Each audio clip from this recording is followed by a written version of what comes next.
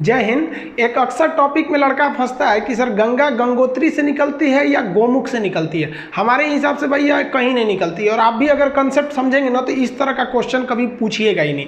और एक और फंस जाता है, सबसे ऊंचा बांध टिहरी बांध है या फिर भाखड़ा नांगल है। दोनों अपने अपने जगह पे सही है, दोनों की कैटेगरी है। समझते हैं। देखिए, उत्तराखंड जो है ये उत्तर प्रदेश से टूट के सन 2000 में अलग हुआ था। उत्तराखंड को बेसिकली दो भागों में बांट सकते हैं। इसका पूर्वी भाग थोड़ा सा छोटा है जिसे कुमायूं कहते हैं, और इस साइड का भाग थोड़ा बड़ा है, गढ़वाल कहते हैं। गढ़वाल जो एरिया है यहाँ बहुत से बड़े बड़े हिमानी का मतलब होता है ग्लेशियर, जहाँ पे बर्फ के पहाड़ होते हैं उसे ग्लेशियर कहते हैं। वहाँ से कई नदियों का उद्गम होता है। अब इन ग्लेशियर यानी पहाड़ों के ऊपर से बर्फ कहाँ जाता है, तो जैसे जैसे ऊंचाई बढ़ती है प्रत्येक 165 मीटर ऊंचा जाने पर 1 डिग्री टेम्परेचर में कमी आने लगती है। ये कमी क्यों आती है ये एक अलग टॉपिक है। बस इतना समझिए कि जब आप जमीन पे रहते हैं तो आपको कई जगह से उष्मा मिलती है। सीधे सूरज से मिलता है, इधर का दीवार गर्म, इधर का दीवार गर्म, हवाएं गर्म, नीचे का जमीन गर्म, तो कई ओर से हवा गर्मी आते रहता है, तो आपका टेम्परेचर ज़्यादा रहता है। जैसे जैसे आप ऊपर जाते हैं तो जो नीचे की अगल बगल का वातावरण था वो तो छूट गया।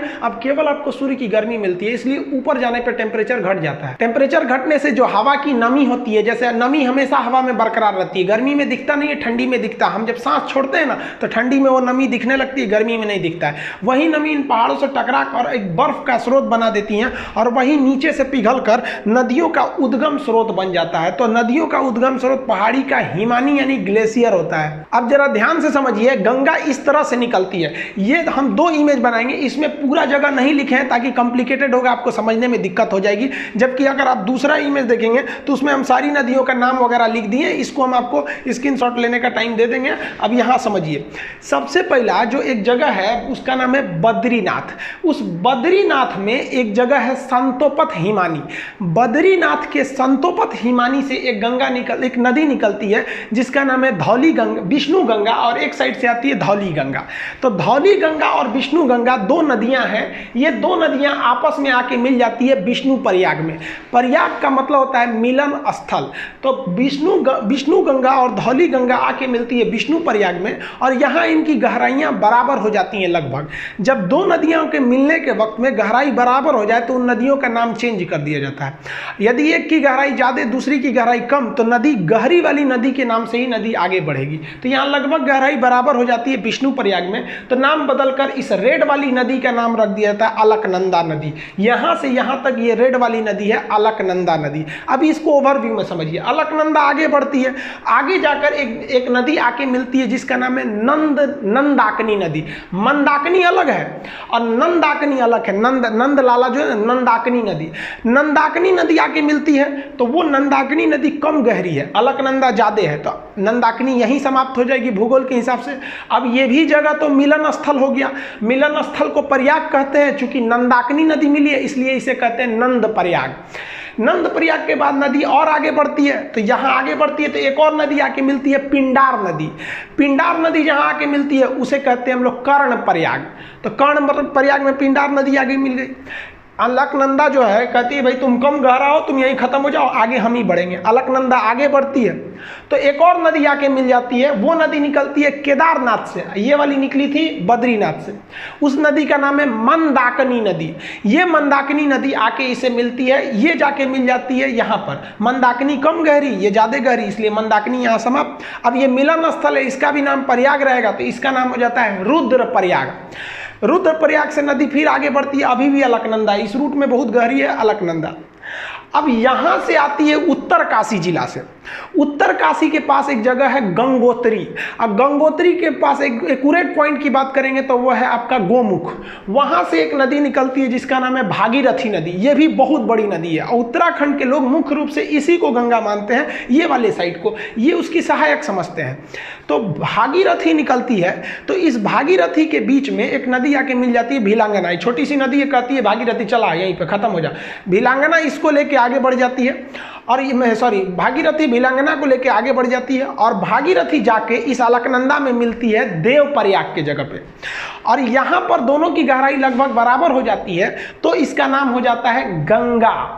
अब आप बताइए, गंगा तो इतनी नदियों से मिल के बना है, अब इसको याद करना बड़ा टफ है, तो उसको तरीका समझिए याद करने का। देखिए, विष्णु भगवान थे, इन्होंने अवतार लिया, तो कृष्ण भगवान का अवतार लिए थे ये। तो बचपन में कृष्ण भगवान का नाम क्या था? यशोदा का नंदलाल, नंदलाल।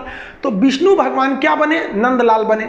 और ये जब बचपन में थे, आगे बढ़े, तो ये हमेशा इनके कान में बाली रहता था। आप देखेंगे कृष्ण भगवान कान में बाला पहनते थे और गले में उसके बाद रुद्राक्ष की माला। तो लाइन से याद रखिएगा, विष्णु भगवान से याद रखेंगे विष्णु प्रयाग, नंद लाला से याद रखिएगा नंद प्रयाग, कान में बाली पहनते थे तो कर्ण प्रयाग, गले में रुद्राक्ष की माला रखते थे तो रुद्र प्रयाग।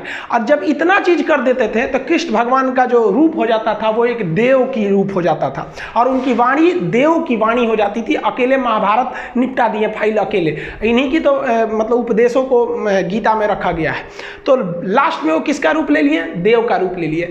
यही 5 प्रयाग है जिसे हम पंच प्रयाग कहते हैं। जो हिंदू धर्म के हिसाब से ये पंच प्रयाग घूमना बहुत ही शुभ माना जाता है, उसे अपने जीवन में ये पंच प्रयाग घूमना चाहिए। तो कौन प्रयाग हो गया आपका? विष्णु भगवान से याद रखिएगा विष्णु प्रयाग, नंद प्रयाग, कर्ण प्रयाग, गले में रुद्राक्ष की माला तो रुद्र प्रयाग, और सकल हो गया इनका किस तरह से देव की भांति इनकी रूप हो गई तो देव प्रयाग। यानी 5 प्रयाग को मिला देते हैं पंच प्रयाग। तो सीक्वेंस आपको याद हो गया। अब पिछले स्लाइड पे चलते हैं। यहां देखिए, ये वाला प्रयाग कौन सा होगा? विष्णु प्रयाग। विष्णु भगवान नंदलाला के रूप में जन्म लेंगे तो नंद प्रयाग, कान में पहनेंगे तो कर्ण प्रयाग, गले में रुद्राक्ष की माला तो रुद्र प्रयाग, और सकल हो जाएगा देव के भांति तो देव प्रयाग। ये नदियां हो गई। अब आप बताइए, देव प्रयाग के आगे गंगा बनती है। तो बीपीएससी में क्वेश्चन पूछा था कि ये भागीरथी तथा अलकनंदा का संगम कहां होता है? तो वो होता है आपका देव प्रयाग में। समझ गया? अब इसको एक बार दोबारा समझते हैं। संतोपत है, हिमानी है बहुत बड़ा, वहां से निकलती है धौली गंगा, विष्णु गंगा। कहां मिलेगी? विष्णु प्रयाग में।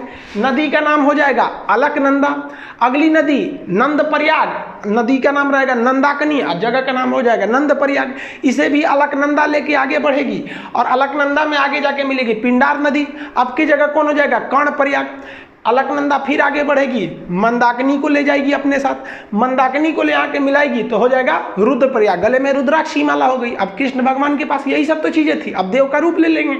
यहाँ पे भागीरथी आएगी अपने साथ भिलांगना को मिलाते हुए और मिल जाएगी देव प्रयाग में, और यहाँ से बन जाएगी गंगा। तो देखिए, गंगा तो भाई साहब निकलती ही नहीं है, गंगा नदी बनती है इतनी नदियों से मिलकर। तो अगर आप ग्रुप डी खलासी चपरासी गैंगमैन सफाई कर्मी का एग्जाम देते हैं तो गंगा कहाँ से निकलती है? तो मार दीजिएगा भाई साहब उत्तरकाशी जिला के गंगोत्री के समीप गोमुख से।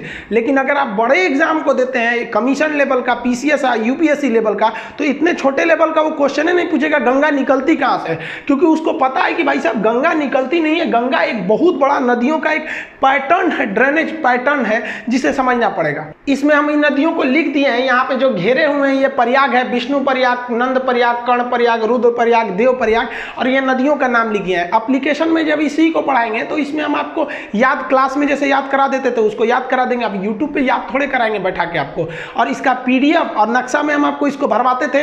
याद करिए, जब उत्तराखंड का नक्शा मतलब मैप के क्लास में पढ़ाते थे